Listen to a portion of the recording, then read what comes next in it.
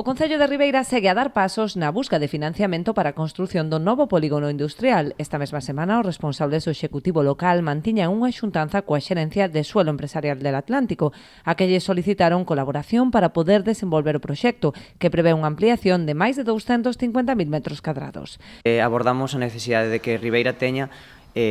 colaboración para impulsar o seu polígono industrial, que quero lembrar que é un proxecto de 250.000 metros cadrados, 158.000 metros cadrados netos, onde vamos a poder instalar empresas e, por tanto, xerar postos de traballo. Na actualidade, o Concello xa ten definido o proxecto e conta co compromiso da Deputación da Coruña para mellorar o trazado viario que conecta co futuro parque. Sen embargo, precisa da implicación doutras administracións, posto que o investimento inicial ascende a 13 millóns de euros.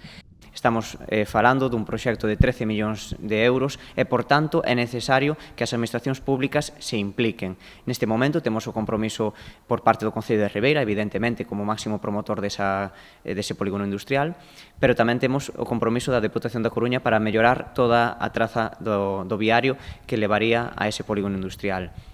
Por tanto, tamén necesitamos que outras administracións, como pode ser Suelo Empresarial del Atlántico ou a Xunta de Galiza, se impliquen para que Ribeira teña un chan industrial onde poder asentar esas empresas, poder